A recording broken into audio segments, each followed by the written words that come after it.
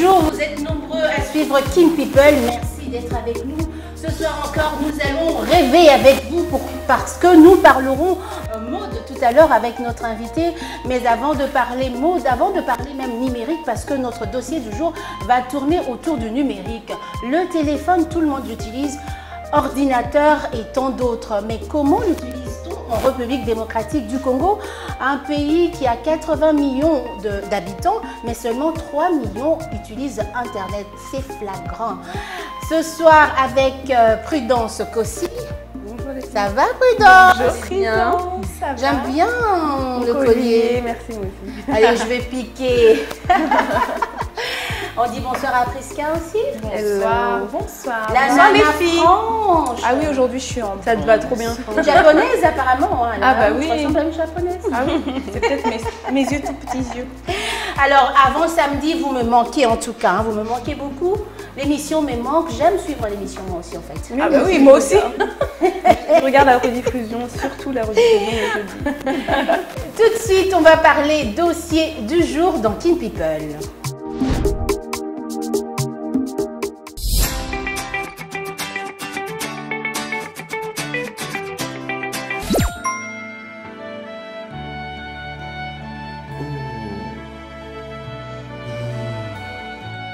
Yaya, bono tsigali boy.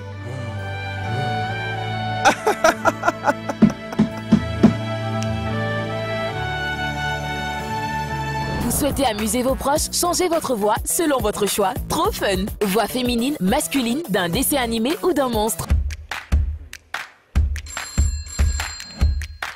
Voilà, c'est ça.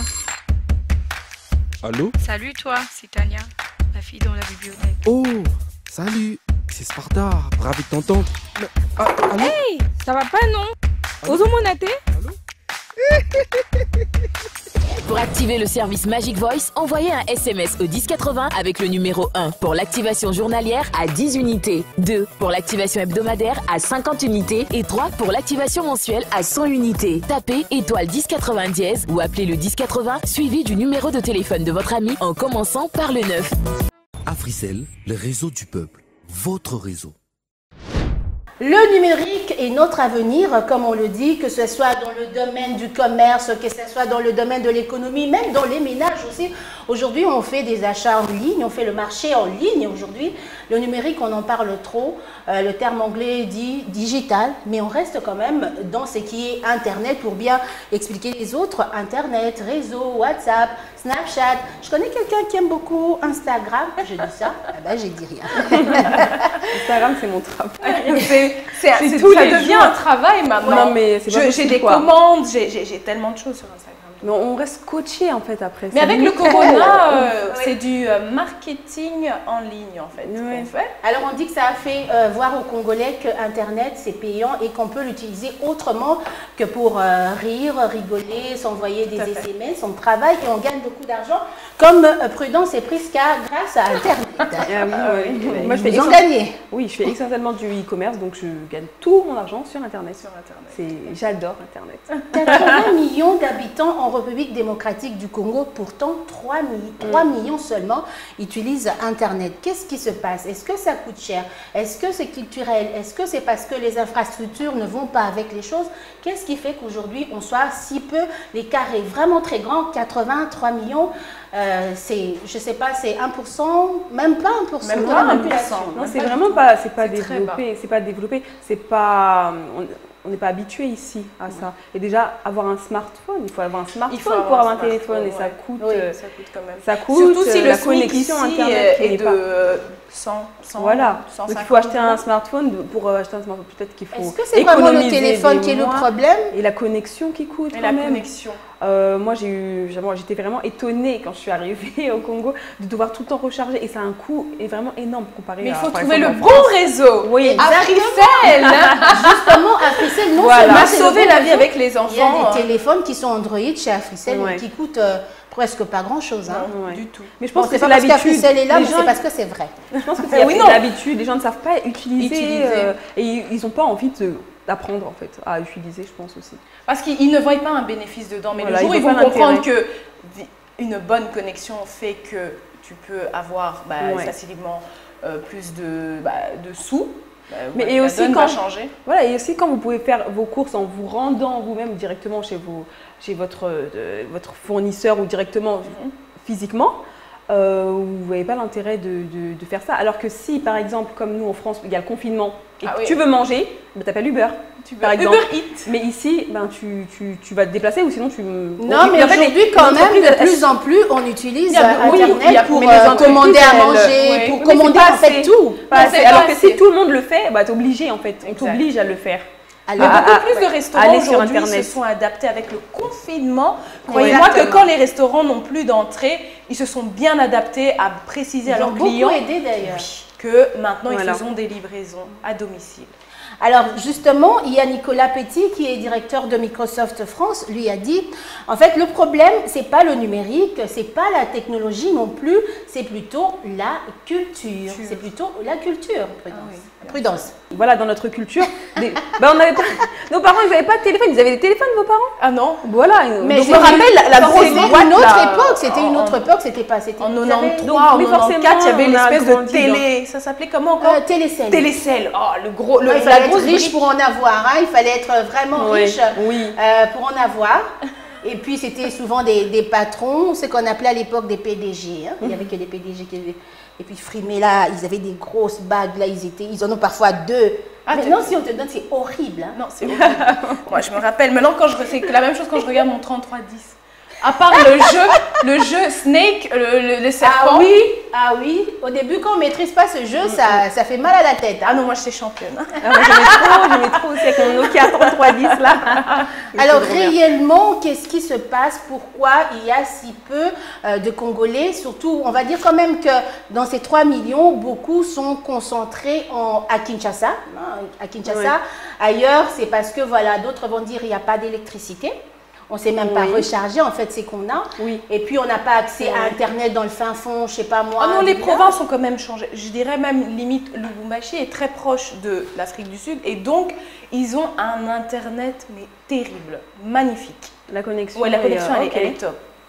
Alors, quel est le réel problème, justement, pour que ce numérique soit très peu implanté en République démocratique du Congo? Mais dans les autres pays où l'utilisation d'Internet est vraiment implantée, mais moi je pense que c'est les entreprises qui ont forcé les gens à l'utiliser, sinon tu ne bénéficies pas du service, ou en tout cas très peu ou de façon limitée, quoi.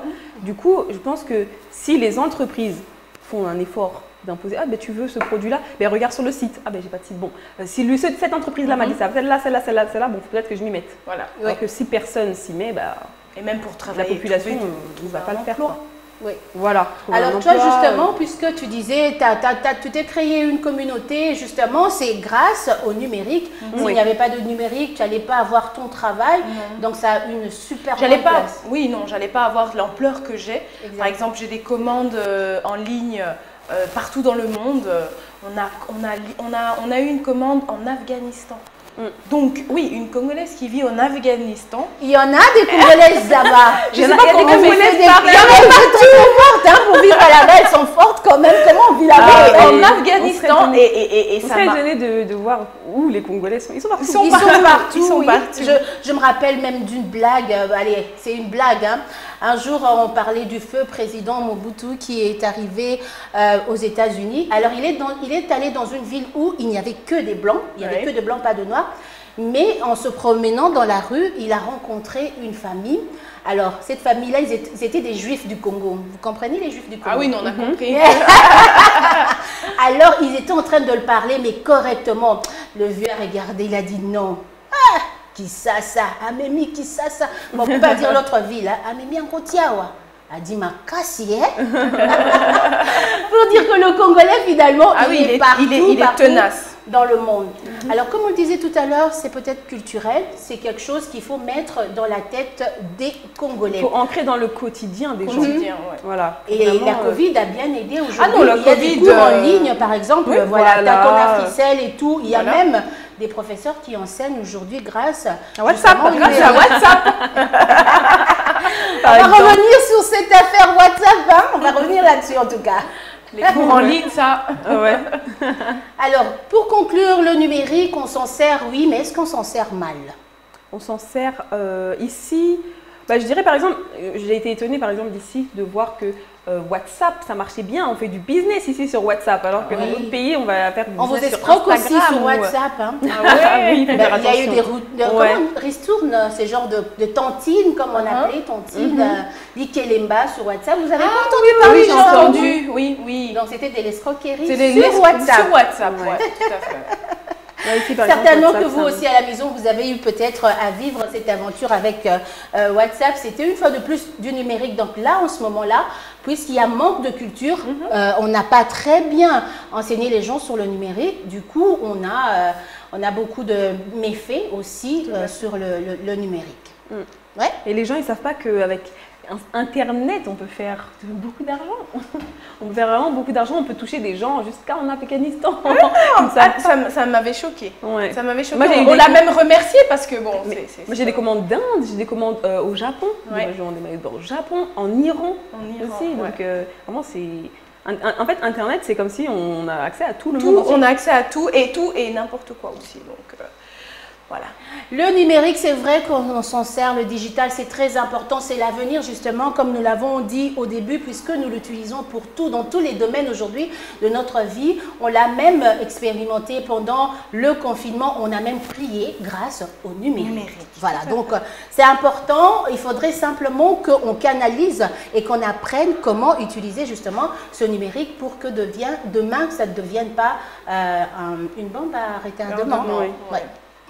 Merci les filles en tout cas pour ce dossier du jour. Tout de suite on va passer à notre prochaine rubrique. On va s'intéresser quelques minutes à l'entrepreneuriat et on va laisser quelques minutes à Prudence qui va nous parler justement business plan, puisque si on se lance dans l'entrepreneuriat, il faudrait quand même faire un plan avant de commencer. Elle nous en parle tout de suite.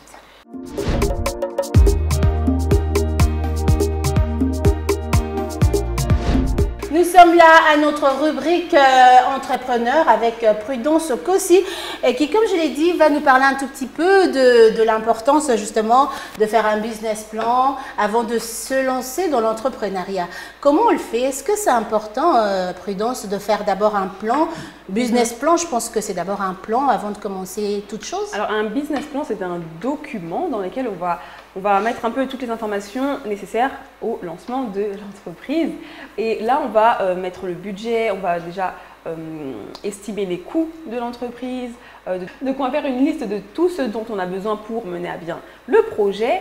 Donc, on va estimer aussi les coûts de tout cela pour qu'ensuite, on puisse aussi faire une liste du client idéal. Alors, le client idéal, c'est qui on veut cibler. Exactement. Donc, quand par exemple, vous lancez un business de cheveux ou des maillots de bain, vous savez qu'on veut cibler les femmes, les hommes, c'est très important de trouver ce client idéal pour pouvoir axer aussi après sa communication. On va pas communiquer de la même façon si on veut cibler les femmes les hommes, si on veut cibler les hommes. On va faire une campagne différente, on va utiliser des mots différents. Donc dans ce business plan, on va aussi du coup mettre la liste des critères que va représenter notre client idéal. Est-ce que vous avez une idée de qu'est-ce qu'on peut mettre dans le business plan?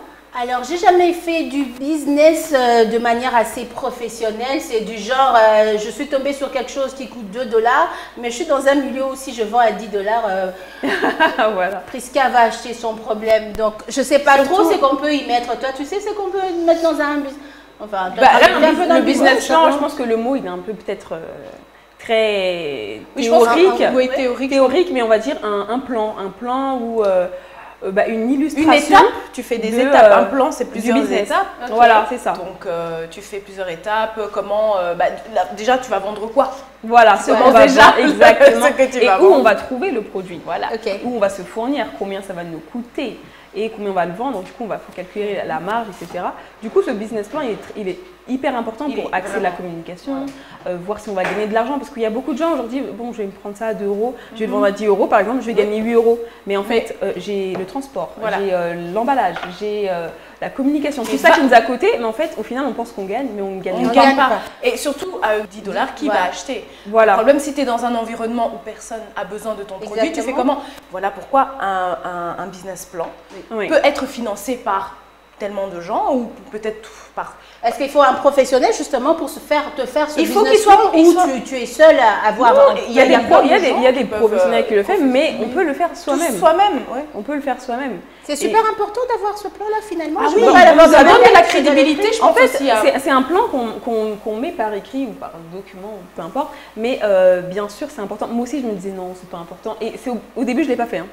Et c'est au bout de un an, presque un an, je vais vendre des maillots de bain, c'est tout. Pourquoi je vais faire un business plan? Mais c'est tellement important qu'au bout d'un an, je me suis dit, mais en fait, il faut que je me repose, il faut que je me pose, que je recommence tout à zéro et que là, je fasse mon business plan. À partir du moment où j'ai fait mon business plan, là, j'avais une meilleure visibilité et j'ai gagné de l'argent. Oui, j'ai gagné plus d'argent. Structuré en plus.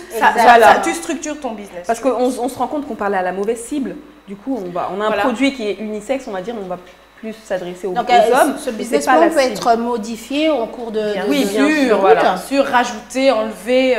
Dans le business plan, on a aussi l'étude de la concurrence. Par exemple, je veux lancer ma marque de cheveux et si j'ai pas fait mon business plan, je vais prendre un local, vendre mes mèches, mais juste en face, j'avais même pas vu qu'il y en avait une. Il y en avait un. Du coup, je vais pas gagner d'argent parce que ou sinon ça va être très très dur. Je vais devoir mettre beaucoup d'argent dans la communication pour pouvoir me démarquer de la personne qui est à côté de moi. Surtout ici, j'ai l'impression l'effet mouton. Moi, j'appelle ça l'effet mouton.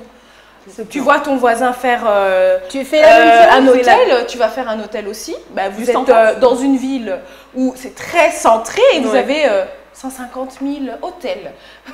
On fait si on est 80 millions, les hôtels. 80 millions, mais est-ce que tout le monde touche les hôtels? Ça ne cible pas. Il faut faire aussi une étude. Exactement. Mais je suis sûre qu'à la maison, vous vous posez la question, elles sont en train de parler de ce business plan. Est-ce qu'on le fait pour un business qui est gros ou petit? Parce que si je veux faire mes arachides, je veux vendre des bananes, je veux vendre des petits trucs, des bijoux fantaisie, etc.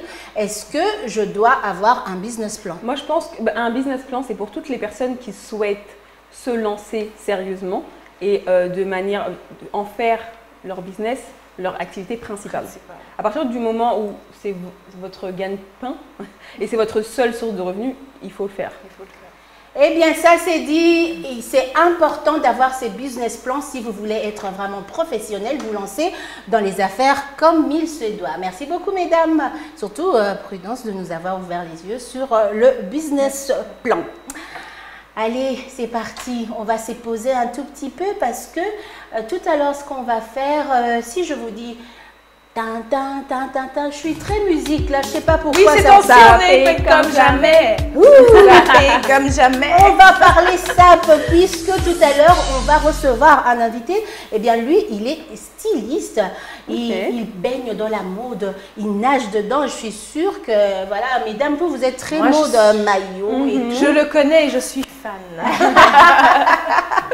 Allez, on le reçoit dans un instant. Il s'appelle Veloso Style. Il est avec nous dans Kin People pour les plaisirs de tous les dames et surtout pour tous les sapeurs, étant donné qu'on est congolais. Tout congolais qui se respecte, c'est se saper.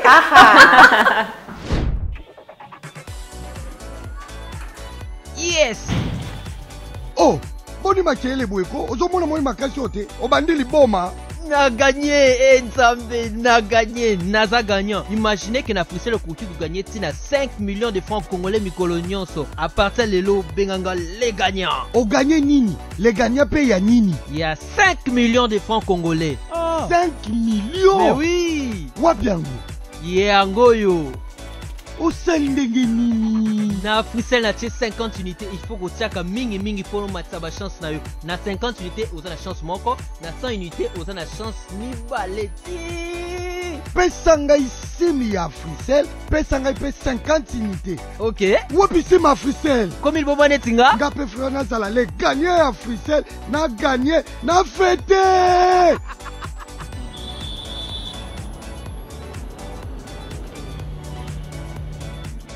Pesanga si ma Frisel. Bonjour monsieur. Tielanga 50 unités. Tielanga li sous 50 unités. OK.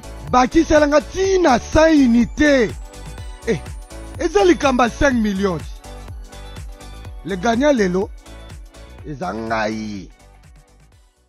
Africell, le réseau du peuple, votre réseau.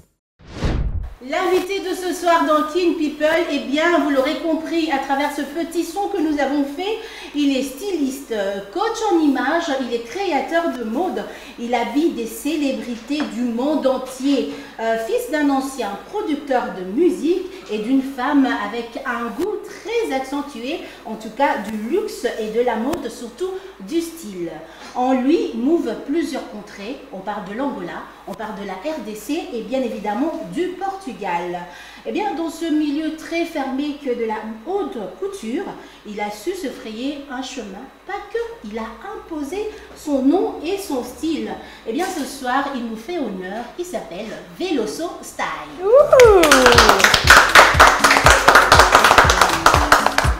Hello. Bonsoir. L'artiste. Le styliste voulu arracher de tout. Oui, on sent que oui, le style. Tu vas bien? Super bien vous-même. On va bien. Vous êtes toute belle. Très belle ta veste. Non, j'adore. J'adore regarder la veste, moi. Je vais partir avec en fait les filles. Eh ben, c'est quoi? Il y a du fric dedans là? Je pense que... Il y a du fric? Non, il y a autre chose. Mais Karine, elle est que dans le money, hein, business plan, money. Non, mais parce que je suis avec des entrepreneurs et j'ai envie d'avoir de l'argent comme vous. Qu'est-ce que tu as aimé, tu disais? Alors, si j'ai quelque chose à dire, c'est déjà vous jeter de fleurs. Je trouve 3 jeunes belles dames avec 3 profils différents.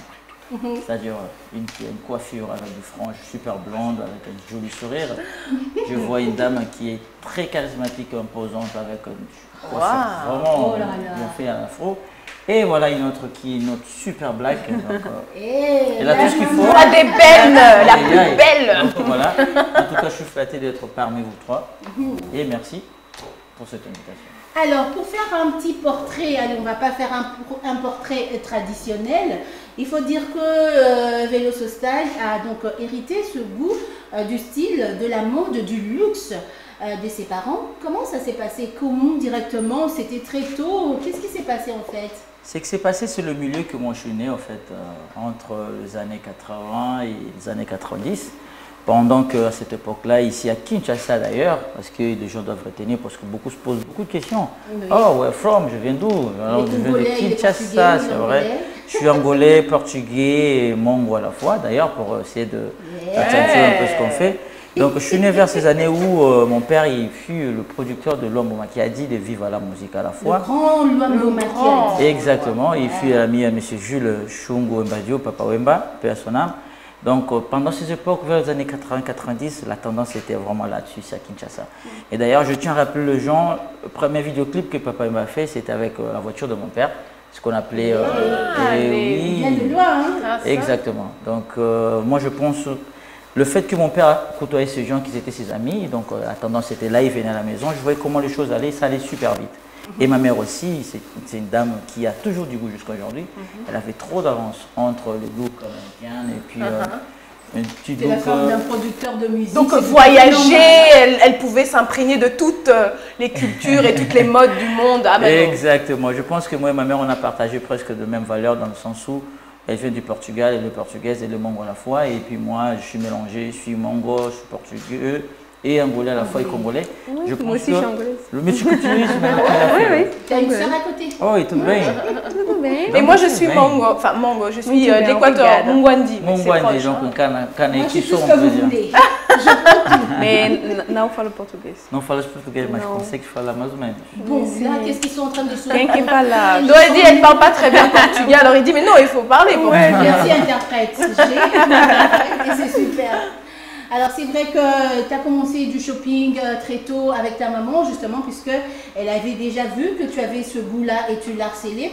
Alors comment finalement c'est devenu un métier? Est-ce que, allez, tu as fait des études, tu as fait d'autres études avant de tomber justement dans la mode? Avant tout c'était l'autodidacte, donc je suis un autodidacte à l'école. Je customisais mes propres uniformes. À l'école. Hein. Déjà voilà. C'était depuis...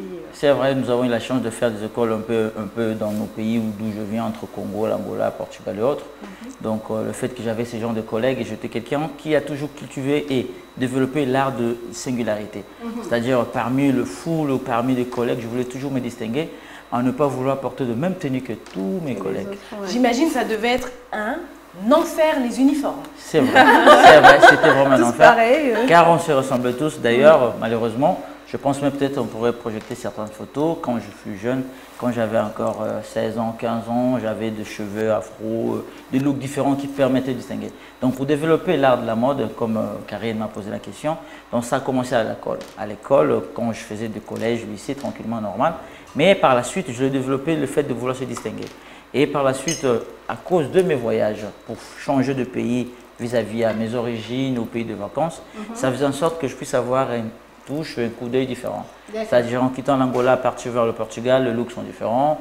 Revenu vers le Congo, nous avons l'autre tendance. Donc ça faisait que je puisse devenir automatiquement un personnage shopper. Donc je pense qu'à partir de là déjà, nous avons une bonne introduction pour pouvoir comprendre comment je me suis construit. Une question pour toi en tout cas, des internautes se posent la question Veloso Style. Est-ce que c'est son nom style puisque l'anglais prend beaucoup d'ampleur? Est-ce que c'est son vrai nom? Quel est son nom de ces trois contrées que nous avons cités? Il est né exactement où? Alors très bonne question, je pense que ce sont parmi de rares questions qui me reviennent. Et moi j'aime bien quand on me pose des questions qui m'ont jamais été posées. C'est-à-dire, de mon vrai nom, je ne m'appelle pas Veloso, c'est Veloso. Alors, Veloso, c'est le nom de mon grand-père et de mon arrière-grand-père qui est portugais aussi. Et mon nom complet, c'est Veloso Mpangi Arnaldo. C'est-à-dire un mix entre le Portugal, le Zaïre et puis l'Angola. Arnaldo, beaucoup d'autres me connaissent par un prénom Arnold. C'est-à-dire, c'est le même prénom comme Pierre, Piero, Pedro, ça change un peu juste. Donc voilà, mais beaucoup de gens m'appellent Don Veloso ou Veloso. Ou Velocista tout simplement. Alors, Angola, RDC, Portugal, c'est où que tu as fait tes premiers cris? Tu as poussé tes premiers cris où? Alors, bon, en Boca, donc c'est ici au Congo. À Kin en plus, hein? Exactement. Et voilà. Alors, combien de temps déjà tu fais ce métier, hein? Parce que là, on est déjà super dans les questions. Combien de temps déjà tu fais ce métier de manière assez professionnelle, gagne-pain et tout? Exactement. Bon, gagne-pain, c'est un peu... Nous aurons le temps de décortiquer pour savoir un peu parce que c'est un métier, pour tous ces gens-là, pour ceux qui aiment l'argent, ne pourront pas évoluer dans le métier que moi j'évolue. Je dis à me sacrifier beaucoup. Et ces sacrifices n'est pas compliqué.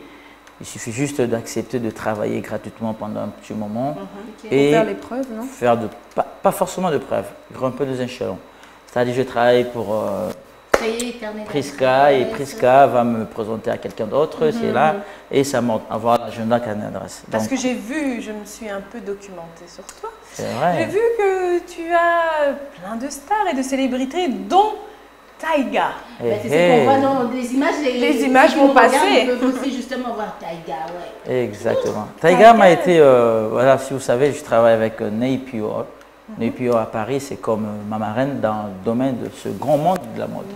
Parce que nous avons la mode et le monde de la mode. Quand nous parlons de monde de la mode, notamment nous devons faire référence à la Fashion Week, au groupe LVMH, entre autres la haute couture et puis tout ce qui va avec. Et donc Taiga, c'était le monde qui était venu de l'extérieur, pour moi qui suis à Paris. Et les gens savent, parmi les stylistes qu'on fait la fierté du pays, je suis parmi ceux-là, donc je t'ai consulté pour ça. Et nous avons eu une mission à faire et à accomplir comme d'habitude. Taiga, ça a été la plus grande star avec qui tu as travaillé? Moi, je dirais s'il y a une plus grande star, ils sont toutes une star, c'est des étoiles. Les stars, c'est vrai, mais il y en a des plus donc je ne pourrais pas vraiment... voilà. Même si, Victoria Beckham, c'est une grosse. On peut parler de cette grande dame aussi qui a fait le nom dans le cinéma, tout ça. Mais bref, on va éviter. On va éviter. Il ne va pas choisir qui c'est parce que il y a du choix. Sont ses chouchous. Il y a du choix. Mais ce qui est vrai, pour répondre un peu à votre question, tout ça, quelqu'un comme Paul Pogba, il est beaucoup plus suivi que Taiga. C'est que les gens doivent retenir. Quand même le nom peut sonner plus haut au niveau médiatique parce que ce sont des Américains. Ils connaissent la valeur de communiquer entre eux. Par exemple, vous n'avez pas de l'album, mais vous avez participé à la Fashion Week, c'est-à-dire le paparazzi qui sont tout autour de nous vont faire des photos en sorte qu'on parle toujours de nous. D'ailleurs, entre parenthèses, c'est un problème que nous avons ici dans ce pays. C'est parmi de valeurs et de devoirs que j'ai à faire, à réaliser ici. C'est-à-dire, si on ne parle pas de Prisca, et d'ailleurs j'apprécie beaucoup ce qu'elle fait, c'est-à-dire elle est polyvalente. Si on ne parle pas tant que Géry, elle est là parmi nous et demain on va parler autre chose, c'est comme ça en fait. Donc voilà, mais pour résumer un peu, donc oui, nous-mêmes on se rend compte, il y a lui là qui dépasse l'autre, mais niveau médiatique, le plus haut, ça a été Paul Pogba, vis-à-vis à ses followers. Ah oui, bien sûr. D'accord. Alors, tu habilles aussi, pas seulement les étrangers, mais tu habilles aussi les Congolais. On a vu les artistes, musiciens, comme les grands que nous avons, Fally Ipupa, nous avons aussi Ferregola, que tu as aussi habillé. On dit que les Congolais sont compliqués à habiller, puisque ce sont des gens qui aiment la sape déjà. La sapologie. Alors, comment tu as fait nager de ces univers-là, Pogba, Taiga, Fally et tant d'autres, même des danseuses, tu prends tout le monde en fait? Alors, c'est ça qui fait la valeur d'un artiste. C'est le côté artistique. Moi, je crée l'art par mes pensées uniques, avec mon coup d'œil magique. Comme je me dis, je me définis, je suis la frontière entre l'art et la mode. Je pense, quand on a commencé notre émission, je puis vous introduire en distinguant vos looks, vos beautés. Et oui, c'est pareil. J'ai eu droit à un coup de peigne en passant, mais ça les téléspectateurs n'en ont pas vu. Voilà. Et moi aussi. Et oui, des petites touches de détail. C'était super. Merci. Donc, vous devez retenir que chacun de nous a sa propre identité, même si ils n'osent pas de s'imposer là-dessus. Velocita, il vient forcément pour renforcer, créer et puis mettre en avant. Donc, pour pouvoir travailler avec tout ce genre de célébrités, c'est-à-dire il faut faire le tube des gens avant tout. Qu'est-ce que aime Karine? Qu'est-ce que aime Priska? Qu'est-ce que aime le Black? Un peu comme un business plan. Ah ben oui, tout à fait. Tout est business. Il faut savoir la cible, qu'est-ce que je veux faire. C'est vraiment une étude le comportement, des caprices, entre autres. C'est vrai que pour ne pas polémiquer tout autour, il y a d'autres qui ont de l'avance, il y a d'autres que nous avons aussi beaucoup de boulot à faire et d'autres qui sont maniables. C'est-à-dire, vous dites, on va à gauche, l'autre va suivre. Si on se limite par là. Donc, c'est-à-dire, il y a ceux qui nous facilitent de faire un bon travail et d'autres aussi qui nous bloquent un peu. Mais c'est à partir de là où nous démontrons que nous sommes professionnels. Donc, tu dis que même dans la mode, avant d'habiller une personne, tu l'étudies en fait. C'est super important, comme je souligne. La structure, voilà, c'est structuré. C'est vraiment structuré et souvent vous parlez de ces sens. Moi, je parle, c'est beaucoup plutôt psychologique et mental à la fois. Donc, c'est-à-dire qu'il faut que j'étudie tout ça, le comportement, les réactions, comment. Vous savez, les célébrités face à nous sont un peu comme des enfants. Vous savez, vous imaginez vous-même devant le médecin, devant une piqûre, comment toute chose se passe. En fait, déjà avant tout, nous avons ce qu'on appelle le secret professionnel aussi. Vous devez le savoir. Donc, nous gérons l'image et beaucoup de secrets qui vont avec. Il y a beaucoup de choses que je ne pourrais pas vous révéler là, ni aujourd'hui, ni demain. Mais il y a des choses que je peux vous faire savoir petit à petit. Mais vous devez retenir que nous gérons de personnalités, mais face à nous, ils sont comme des enfants et que nous aussi, nous devons aller dans le même sens avec eux. Donc, en l'ensemble, nous collaborons, nous coopérons à la fois pour pouvoir trouver un terrain d'entente. Voilà. Très bien. Une question pour toi, mais avant, je vais prendre d'abord cette citation de Coco Chanel, bien évidemment, qui dit que la mode, c'est des modes, le style, jamais. Alors, est-ce que, en partant de ça, il y a une différence entre mode et style? Moi, je pense. Regardez comment vous êtes. C'est-à-dire... Le style, c'est la mode, là, actuellement, en fait, nous avons le deux à la fois. C'est-à-dire, nous avons la mode et le style. La mode, c'est la tendance qui est actuelle. Ok. C'est quoi la tendance actuellement? Une tendance qui ne quitte jamais. Nous avons des cheveux longs et longs, des cabellos, entre autres. Nous avons aussi ce genre de cheveux de tresse et de cheveux comme ça, un peu bouclés. C'est à la mode à la fois. Sauf que nous allons parler maintenant de mon style. Maintenant, nous allons parler de style. Alors, le style, c'est l'ensemble de ce qui va avec, qui nous permet de nous différencier, de nous distinguer. Je peux me rendre compte que ce qu'elle a fait, ça me rappelle les années 80. Et que là, ça me rappelle les années 40. Et là, ça me rappelle les années 90, par exemple. Nous, on ne savait même pas que ça rappelait quelque chose. Exactement. Donc, ce que nous devons retenir et souligner que la mode, deux modes, parce que ça va passer, nous reviendrons sur autre chose. Mais le style reste. Le style permet de nous identifier. Je sais que ça, c'est Karine. Ça, c'est Priska. Donc là, nous avons Prudencia. Prudencia. Donc voilà. En fait, donc, le style permet que je puisse vous identifier. On revient toujours sur ce que je vous ai expliqué dès le début, c'est-à-dire l'identification de vos trois. Je suis vous introduire par rapport à vos distingues, votre beauté, entre autres. Donc voilà un peu la différence entre la mode et le style. Le style, C'est un peu plus personnel du coup le style, non? Le style, c'est l'identité vestimentaire, si vous voulez, en quelque sorte. Ah, c'est son style. Il y a là, t'as bon, ouais. C'est quoi ta touche à toi unique qui fait Vélo Style, justement? C'est pour ça que tu as voulu être styliste et non modéliste?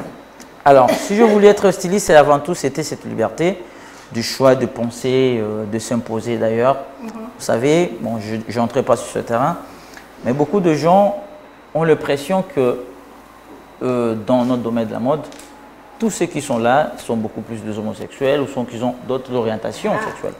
Mais ceux-là, ceux qui sont des homosexuels, ils ont plus l'avantage parce qu'ils osent autrement. Ils peuvent porter des vêtements d'une femme comme d'un homme et tout ça. Alors nous autres, qu'on fait partie de ce cercle parmi de stylistes hétéros, nous sommes là aussi, nous osons avec pas mal de limites. Donc oser, ça permet de quelqu'un de s'exercer chaque jour pour pouvoir faire le meilleur de lui-même. Explosif, explosif! 1,5 GB au lieu de 1 GB, valide 24 heures au prix de $1 seulement. Wow!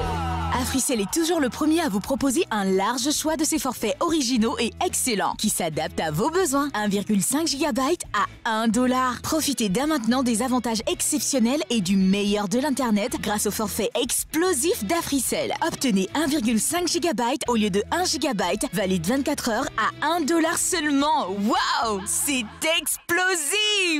Composez sans plus tarder, étoile 1030 dièse pour activer le forfait explosif d'Africell. Africell, le réseau du peuple, votre réseau. Les pépites du net, on va faire donc ce petit tour sur le net. On va prendre le buzz, hein, les filles. On va prendre le buzz du net, ça fait jaser, ça fait parler. Eh bien, comme on a aussi l'invité sur le plateau, il va essayer un tout petit peu de nous dire, quand je dis je te retire du groupe, j'ai commencé par te retirer du groupe. Ça te dit quelque chose? Singa Ingrid. Dans un groupe de la classe, vous envoyez des choses en désordre. J'ai retiré Senga d'abord du groupe et je vais contacter son papa. Ok, Keila, tu vois, si tu ne veux pas étudier, je te retire du groupe. Tu commences à jouer, attends d'abord, j'appelle votre papa ou bien votre maman. Tu vois, tu continues encore. Dans un groupe de la classe, vous envoyez des choses en désordre. J'ai retiré Senga d'abord du groupe et je vais contacter son papa. Keila, tu vois, si tu ne veux pas étudier, je te retire du groupe. Tu commences à jouer, attends d'abord, j'appelle votre papa ou bien votre maman. Tu vois, tu continues encore. Senga Ingrid, respecte-toi, je te retire du groupe. Senga Ingrid, attention. Supprime ça, j'appelle votre papa maintenant. Pourquoi tu dois faire ça? Ça fait vraiment le tour. Ah non, mais c'est trop marrant. Vraiment, quand on parlait du numérique tout à l'heure, justement, c'est un professeur qui fait cours grâce à, justement, Internet, mais via WhatsApp. Et alors, je me demande comment il arrive à s'en sortir d'abord. À faire des cours sur WhatsApp, mais ça doit être horrible. Je comprends pas. Et il doit avoir des fameux dans la classe, j'imagine. Il n'a pas enchaîné, donc il n'en pouvait plus entre Ingrid et puis c'est qui encore son ami est venu. Alors déjà, avant tout, moi ce que je tenais à remercier ses profs et de l'encourager d'ailleurs. Moi aussi, bravo professeur. Vraiment, je souhaite un jour que si on va se croiser, de l'appuyer. Il a de morale, il fait à la fois l'avant-gardiste sur le protecteur. Un parent surtout, quand il veillait sur le match qui est dans le groupe, nous devons rester sérieux.